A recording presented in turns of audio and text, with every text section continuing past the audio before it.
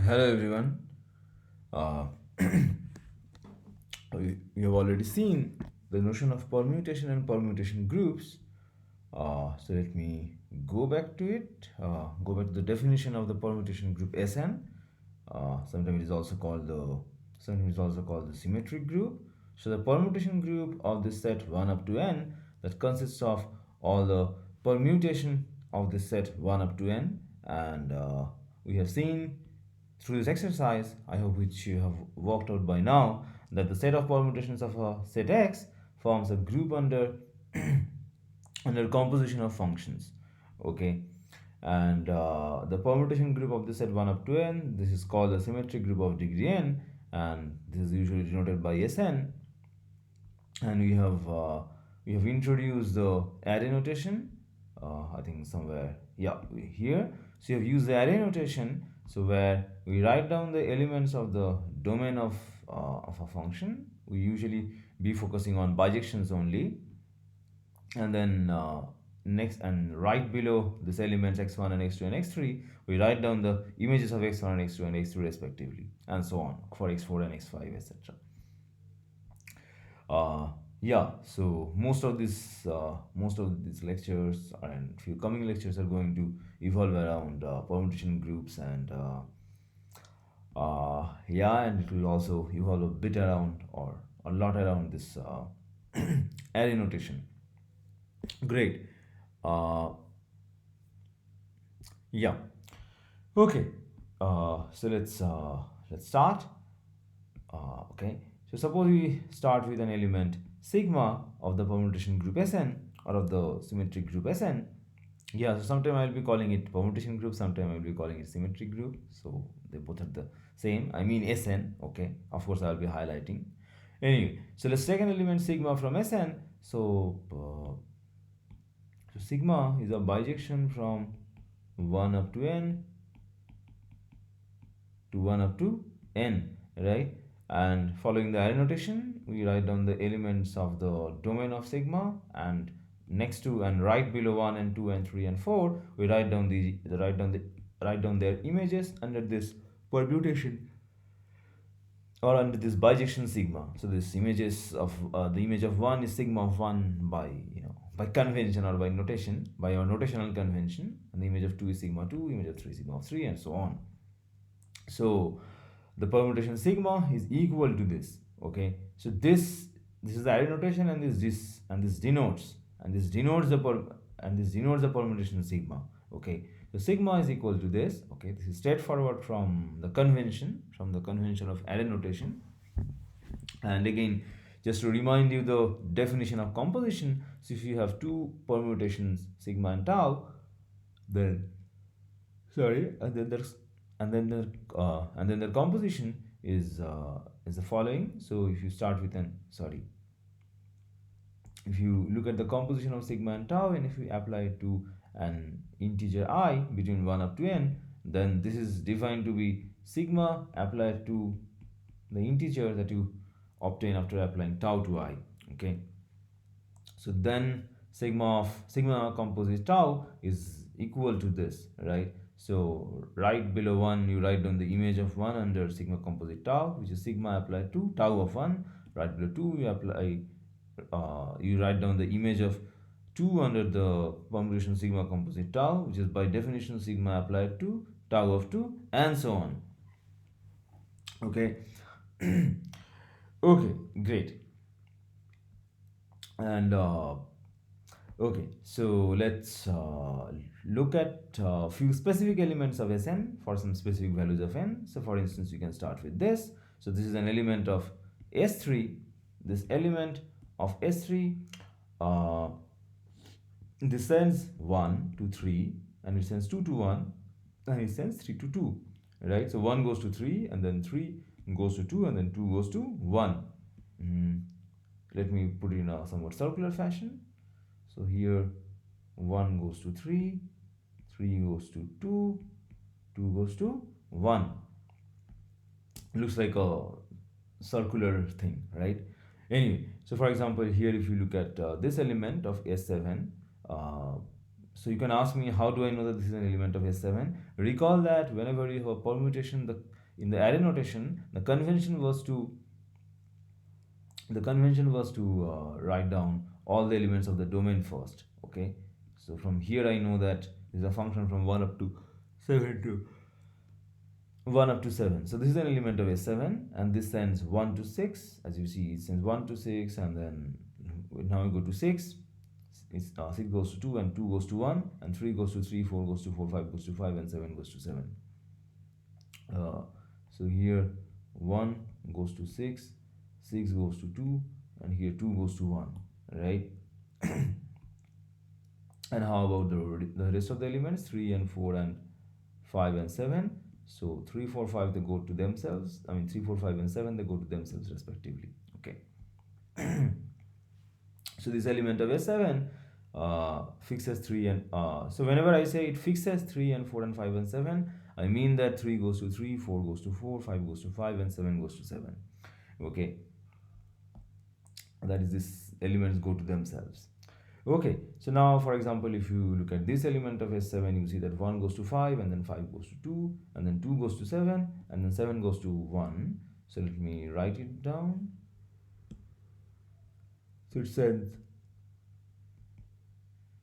So it sends 1 to 5, 5 goes to 2, 2 goes to 7, and then 7 goes to 1. And how about 3 and 4 and 5? Sorry, I think 3 and 4 and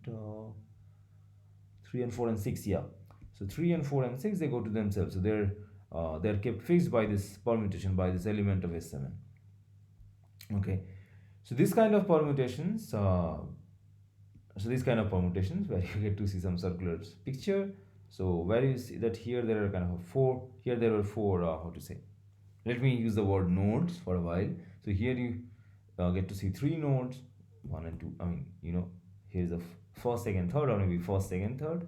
Here you also get to see 3 nodes. This is this one, and this one. Okay, for example, here you get to see 4 nodes, this one, this one, this one, this one. Okay, yeah. So there is a little difference between this one and this one and this one, but what is common is that there's a circular pattern. Okay, so out of these integers, or maybe out of the 7 integers, okay, there will be few which will move on to the next, okay, in some circular fashion, and the remaining will be fixed. And here, as you can also see, that out of this 7, we have obtained few, for example 1 and 6 and 2, such that 1 goes to 6 and 6 goes to 2 and 2 goes to 1. So they kind of the permutation sends each one of this to the next one. Okay, maybe anti-clockwise direction, or you can also put it in clockwise direction. For instance, in this fashion.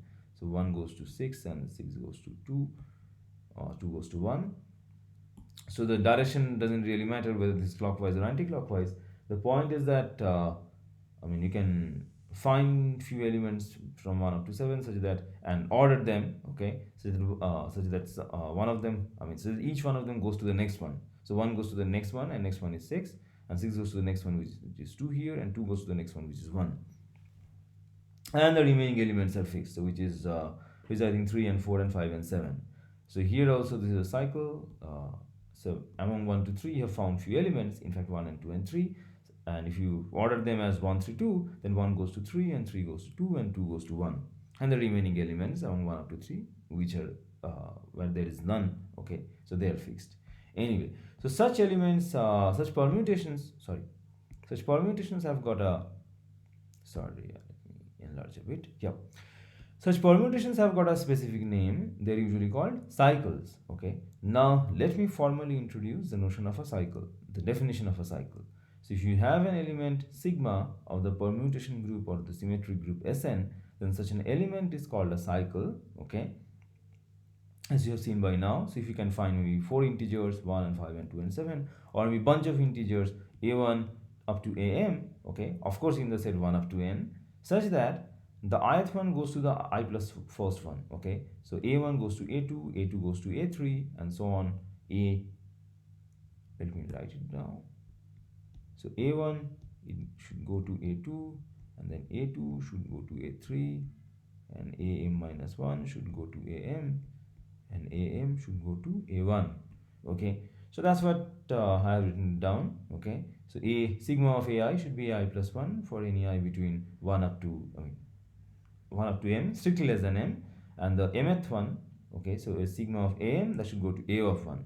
Okay, yeah, so if you could find m integers, okay, more precisely if you could find m distinct integers, so if there are m distinct integers between among this set 1 up to m, ordered in certain fashion. So for example, it need not be the case that it has to be in an increasing or in a decreasing manner. So from 1 up to 5 it increases, and from 5 to 2 it decreases, and then from 2 to 7 it increases, and 7 to 1 it decreases. Okay, so the order, this whether they're ordered increasingly or decreasingly, that doesn't really matter, or there is no specific order, it not be ordered at all. Okay, the point is that you should be able to find bunch of integers. Okay, all of them have to be distinct, such that each one of them goes to the next one, and of course the last one comes back to the first one.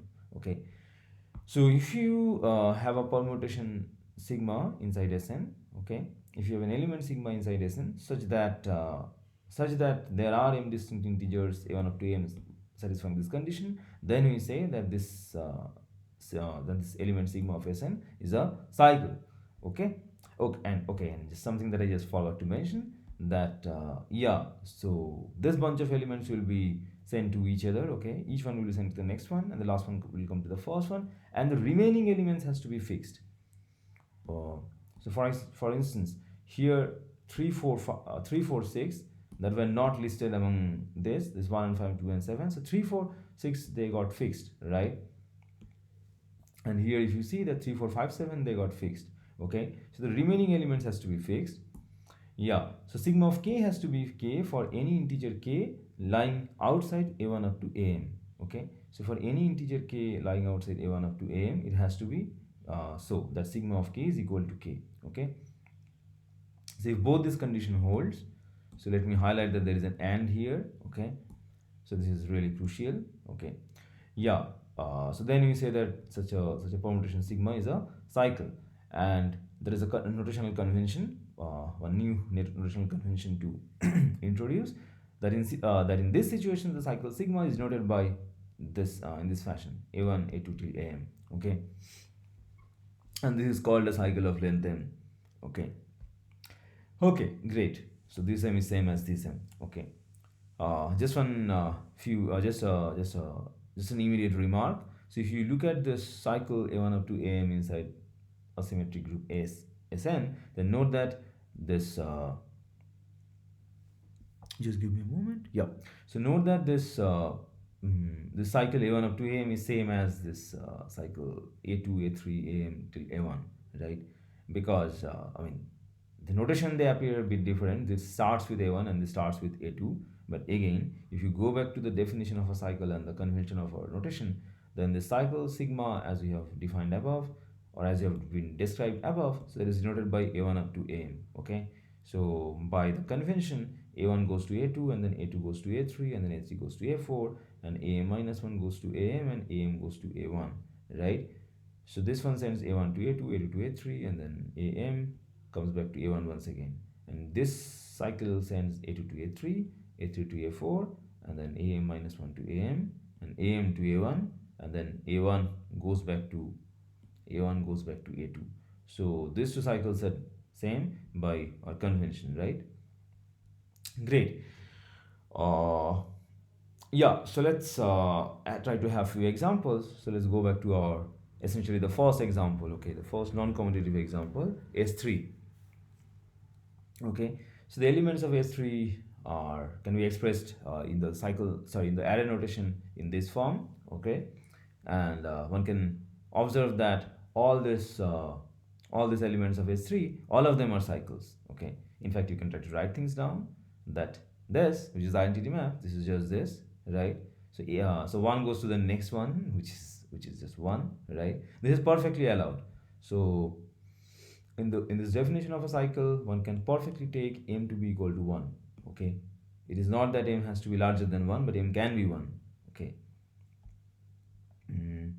yeah, maybe I can try to make a remark. So for example, if you look at a one cycle, then how does a one cycle look like? A one cycle takes this shape. Okay, if you again go back to our definition of a cycle, then you know that this ith one goes to the next one, and the last one comes back to the first one. So this is the last one that comes back to the first one. So a1 goes to a1, and the remaining elements of 1 up to n, they are fixed. So here a1 comes to a1 and all other elements are fixed. So this is trivial, right? Trivial in the sense that this is the identity element of Sn. Anyway, so this is equal to 1, and one can check the remaining remaining equalities. So this is so what is this permutation? What does this permutation do to 1 to 3? So 1 goes to 2, and then 2 goes to 3, and then 3 goes to 1. So this is equal to 1 2 3. So of course this makes perfect sense to write it as 2 3 1. Okay, and here this one is equal to what? So here 1 goes to 3, and then 3 goes to 2, and then 2 goes to 1. So this is 1 comma 3 comma 2. So 1 goes to 3, 3 goes to 2, 2 goes to 1, and here 1 is fixed. So here 2 goes to, sorry, here 2 goes to 3 and 3 goes to 2. So this is 2 3, and then 3 comes back to 2, right? And similarly one can check the remaining equalities. Great. And what I was discussing somewhere here, so that I have put as an exercise. So please try to write down how to say a concrete and precise solution. So it says that any cycle of length 1 in Sn is equal to the identity element of Sn. Okay, this is what I just discussed before getting into this example 2 to 2. Okay, so in the previous exercise or example, we just saw that all elements of S3, they are cycles. Okay, so this may suggest us that for any n, the elements of Sn, they are cycles, but that's not the case. Okay, so just to have this, just to be more cautioned, so note that even within S4, not all the elements of S4 are cycles. For instance, if you consider this element 1 2 3 4, this element which sends 1 2 3 4 to 2 1 4 3 respectively, okay, then you will see that this is not a cycle. Okay, so try to work on it. So show that this element that we have just mentioned, that is not a cycle. Okay, this element of S4 is not a cycle. Okay, so let's work on this, let's work on this permutation for a while. So note that this sends 1 to 2 and 2 to 1, and it sends 3 to 4 and 4 to 3. Okay, note that this can be expressed as a composition of these two. Okay, so let me do the computation for you. So when I put these two elements, these are the elements of the group Sn, or which is S4 here, okay, with n equal to 4. So these two are elements of S4. So when I put these two elements next to each other, that means I'm just composing them using the composition law of S4. Okay, then when I apply their composition to the element 1, then of course I have to apply this to 1 first. So this sends 1 to 1. Okay, so this applied to 1 will give me 1, and then this applied to 1 will give me 2, because 1 goes to 2. Okay, so this, sorry, so what I'm trying to do is that I'm trying to check this equality. Okay, I'm trying to explain this equality, or trying to verify whether this equality is correct or not. Here, as you see, if I apply this composition to 1, then 1 goes to 1, and then 1 goes to 2. So 1 goes to 2, so it's fine. So both the permutations agree at the point 1. Now if I apply this to 2, then 2 goes to 2, and then 2 goes to 1, and 2 goes to 1. So these two functions, or these two permutation, they also agree at 2. Okay, so now if you apply this composition to 3, then I will see that this one sends 3 to 4, and then when you apply this to 4, you'll end up getting 4. Okay, so 3 goes to 4 under the composition, and even under this permutation 3 goes to 4. And to apply the composition to 4, you see that you first apply this to 4, and then you obtain 3, right? And then you apply this to 3, you will get 3. Okay, so 4 goes to 3. So both the permutations agree on the integers 1 and 2 and 3 and 4. So these two permutations are equal. Note that this permutation fixes 3 and 4 and sends 1 2 to each other. Okay, so 1 goes to 2 and 2 comes to 1. So this is equal to 1 comma 2, and this is equal to 3 comma 4. Okay, great. And if you again look at this element, one can check that this element can be expressed as not only as this product of these two cycles, okay. This can also be expressed in the other order. This can be expressed as 3 comma 4 times 1 comma 2, okay. So this can be expressed as 1 comma 2, this cycle, the product of these two cycles 1 2 and 3 4 in this order, or maybe in this order where you interchange 3 4 and 1 2, okay. Okay, before we move on further, uh, here is a remark, okay, that say okay, so let me just go through it. So this is regarding a confusion that may arise, okay. So for that we need to be a bit careful. uh, so for example, here when I write 3 comma 4, okay, this 3 comma 4 is an element of S4, right? uh, or for example 1 comma 2, when I write, this is an element of S4, right? I can also consider the element or the cycle 2 comma 3, okay, inside this permutation group S4, okay. Then what does this do? Ooh, so this sends 2 to 3, it sends 3 to 2. Let me write in S4, and then how about the remaining elements 1 and 4? They are fixed, 1 goes to 1 and 4 goes to 4. On the other hand, inside the group S3, we have already considered this element 2 comma 3. So this sends 2 to 3 and 3 to 2, and 1 goes to 1. So the confusion that may arise is that whether 2 comma 3 is an element of S3, or whether 2 comma 3 is an element of S4, or for instance you can also ask whether this is an element inside S5, which sends 2 to 3 and 3 to 2 and then 1 and then 4 and then 5. They go to themselves, okay.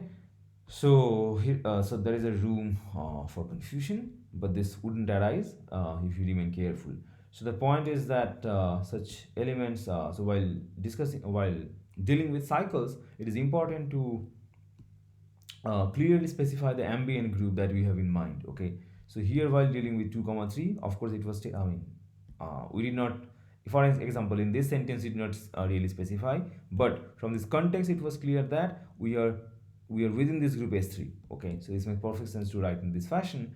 And while discussing all that, we knew that we have this group S4 in mind, okay. So S4 is the ambient group. So while dealing with cycles, we need to first make sure that we know or understand the ambient group, okay, in which Sn, we are considering Sn, and you should know what is the value of n that we have in mind, okay.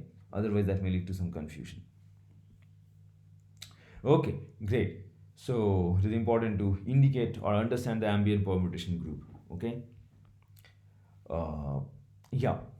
So for instance, here just beginning the discussion, I indicated that we are sorry. For example, anyway, from the context, so just here I did not indicate, okay. But of course, from the context, it was clear that we are within S4. So whenever I wrote 1, 2, and 3, 4, it's clear that we are within S4, okay. Okay, great. And just one more terminology regarding the cycles, okay. So recall that for an element for permutation to be a cycle, we need to have m distinct integers, so that one goes ordered in some fashion, so that each one goes to the next one, and the last one comes to the first, and the remaining elements are fixed, okay. So that is, if you have a cycle up to m, then such cycles are often called a length m cycle, or a cycle of length m that you have just introduced. I think here this is called a cycle of length m, and sometime a cycle of length m, they're also called an m cycle. Where is it? Yeah, sometimes they're also called an m cycle, okay. And yeah, so now we consider some two cycles, this 1 comma 2 and 1 comma 3, and so if you look at their product, so I'm just trying to discuss these notions of cycles, and maybe two cycles and three cycles in before discussing them in greater generality, that is within Sn, for where n could be any positive integer. I'm discussing I'm discussing the cycles within a specific permutation group in S3, Okay, so usually it's a good idea to first work out some problem for S3 and S4, then move on to the general case. Okay, anyway, so now let's consider two cycles. One, I mean, not two cycles. What I mean is, let's consider two two cycles. Okay, 1 2 and 1 3. Okay, so if you look at their product 1 3 and 1 2, so you can check that. You try to recall the definition of composition, then you can check that this stands 1 to 2, 2 to 3, and then 3 to 1. Okay, so the product of these two cycles 1 3 1 2, so in this order of course, is equal to 1 to 3 inside S3. And now you can check that the product of these two cycles, okay, 1 3 and 1 2 in this order of course, of these two cycles in the group Sn is also equal to 1 to 3. Okay, so the point is to specify the ambient group, otherwise we might be, I mean, otherwise it may lead to some confusion, because whenever you know that you have 1 to 3, then you know that 1 goes to 2 and 2 goes to 3 and 3 goes to 1, but you do not know what happens to the remaining elements, because you do not know the remaining elements. If you know that here within S3, then you know that there are no other remaining elements.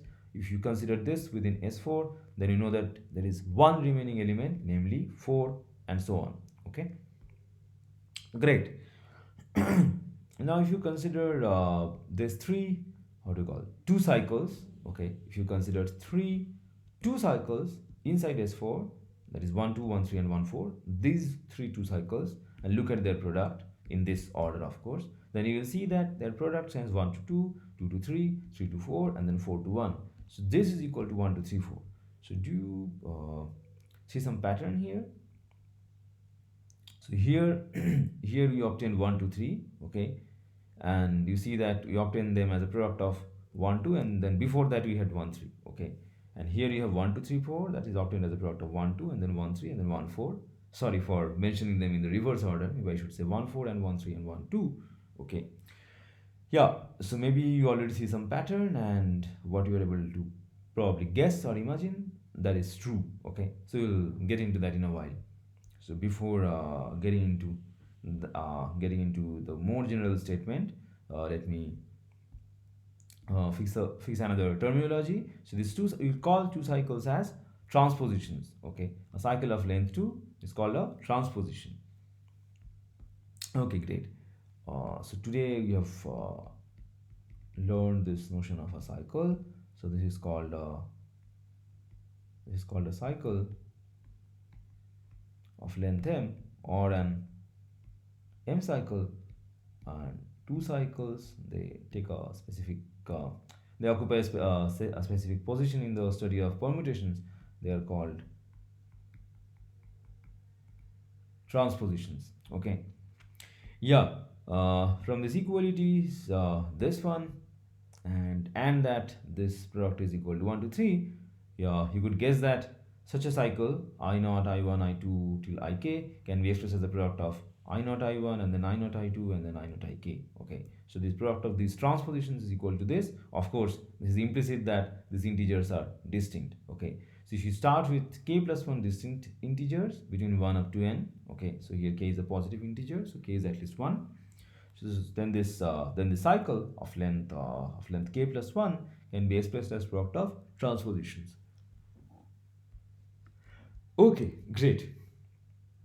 And the way we have obtained these equalities, and in a similar fashion, this equality can be established. Okay, it is not too difficult to convince ourselves that this should be the case, and then to have a precise proof, we could apply induction, for instance.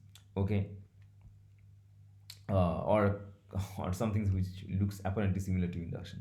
Anyway, so if you look at the product of these transpositions of Sn, okay, so if you look at this element, this product, so you denote this by sigma. Okay, just to simplify the notations. Okay, now if you apply sigma to okay, so we need to show that this product is equal to this. Okay, then what do you need to do? We need to show that this product sends I0 to I1, I1 to I2, and Ik minus 1 to Ik, and Ik to I0, and the remaining elements of 1 up to n other than I0 up to Ik, they are sent to themselves they are sent to themselves by this product. Okay, this is not too difficult to see.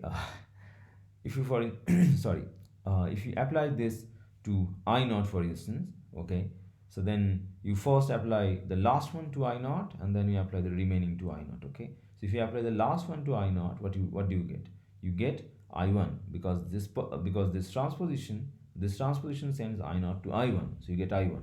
So now you apply this one to I1, so this one just interchanges I naught and I2 and fixes the remaining elements. So this one applied to I1 will give you I1, and similarly the previous one, which is I naught I3, that applied to I1 will also give you I1, and continuing so on, you will see that this I naught comma Ik applying to applying to I1, that also gives you I1.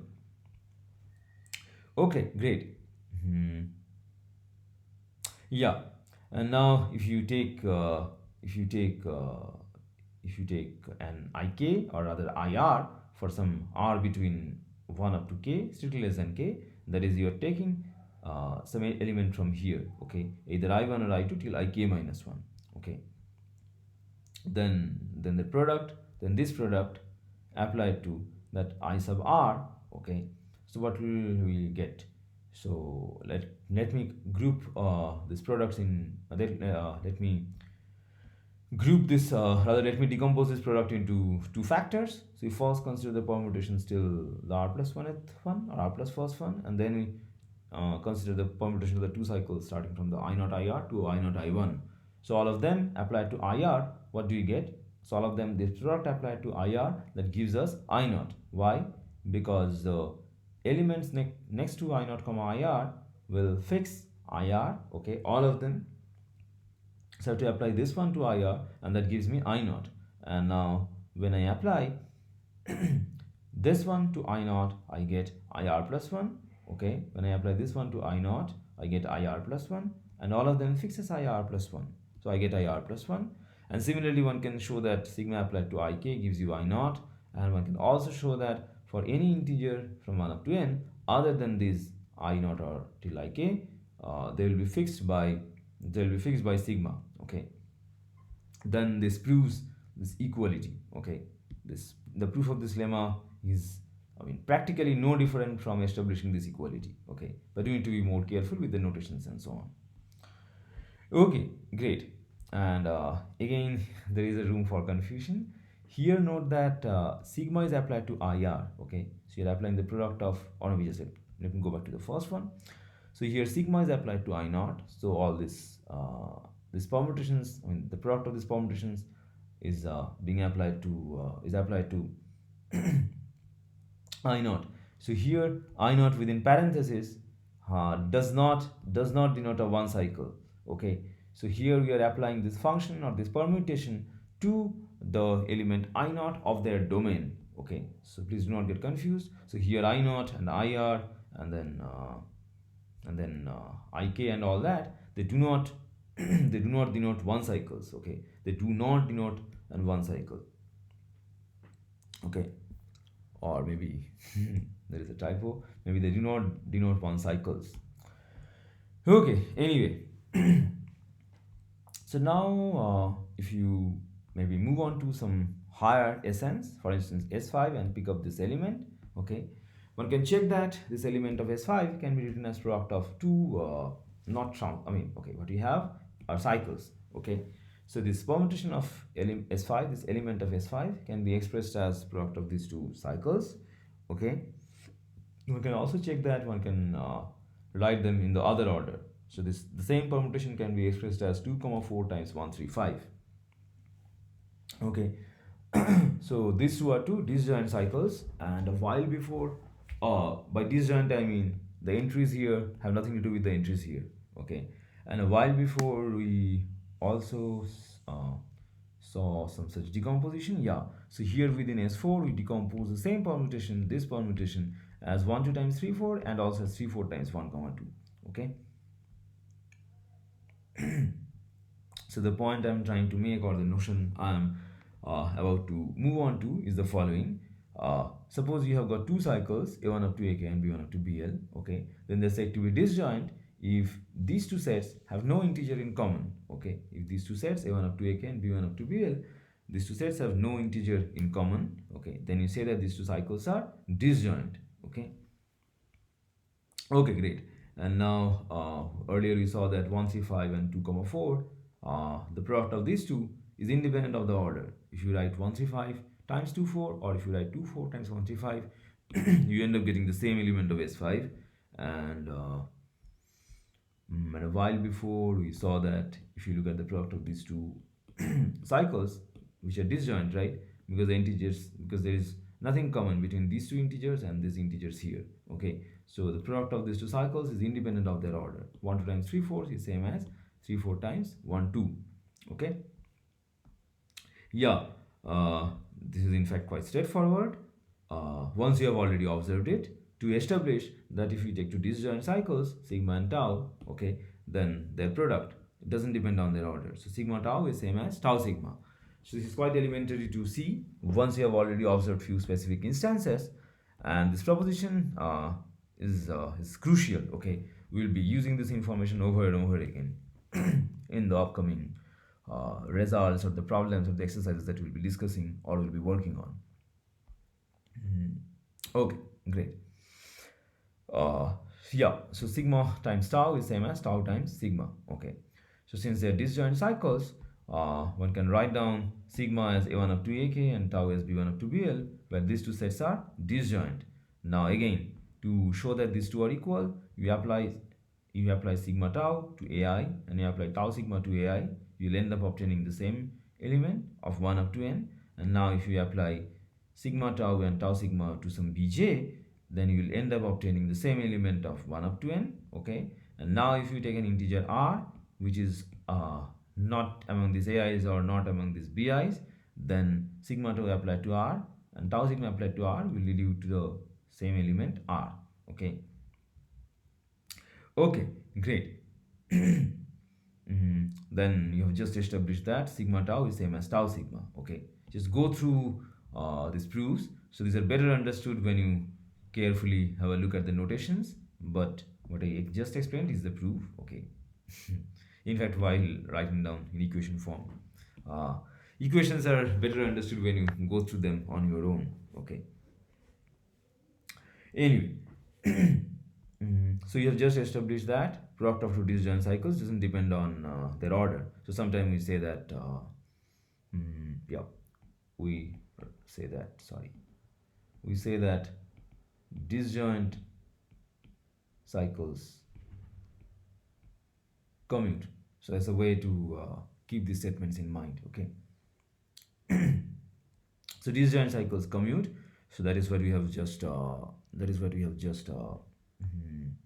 we have observed and have and just yeah, and just been through the argument. Great. And so what you what you see is that 135 times 24 is same as 24 times 135 that you have just observed. And now let's try to focus on the specific example that we have been dealing with for a while. Okay, but we will try to also apply this proposition to study this product 24 times 135 or 135 times 24. They're the same.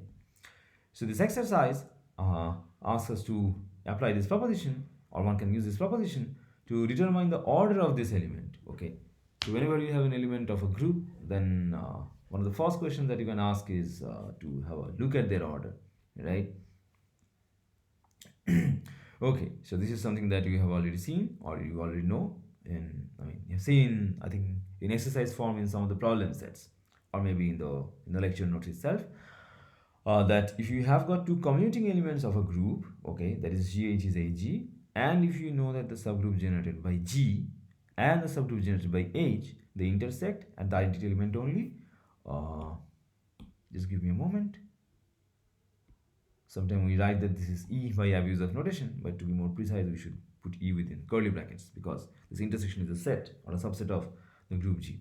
Anyway, so you know that if we have two commuting elements G and H, that is, if you have two elements GA satisfying GH is HG, and if you know that the subgroup generated by G and the subgroup generated by H, they intersect at the identity element only, then you know that the order of GH is the LCM of the orders of GH. Okay, orders of these elements G and H.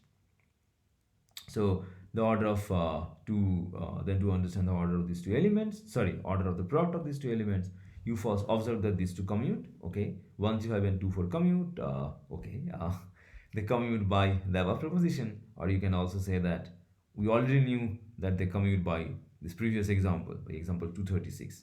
That's also fine, okay. uh, you know that these two elements commute, okay.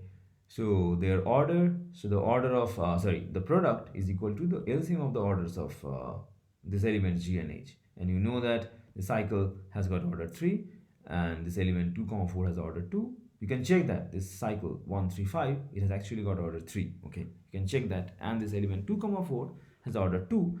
So let me try to explain maybe this one, that 2 comma 4 has got order 2, okay. So note that this cannot have order 1, only the identity element in a group has order 1, and this has got order 2 because 2 comma 4, the square of this, the square of 2 comma 4, that is 2 comma 4 times 2 comma 4, it will fix I, okay, for any 1 less than or equal to, and for any, let me put it in this fashion, for any I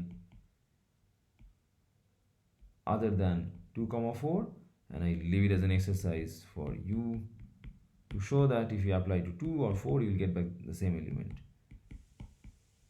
for j equal to 2 comma 4, okay. Yeah, so this, sorry, we know that this doesn't have order 1 because this is not the identity element, and from this from these two statements you see that this has got order 2. You can also check that 135 has got order 3. So taking the LCM of 3 and 2, you end up getting that the order of the product is equal to 6, okay. So here is a more general statement that the order of an m cycle is equal to m. So try to show this exercise, okay. Okay, great. So what we have been discussing today is most of them is centered around this notion of cycle. So please go through them, because part of them is just about certain notations, okay. And this is something that you have already seen, in the sense that we have already dealt with the notion of bijection at the very beginning of this course in the form of an exercise. So now we are moving towards the end of this course, okay.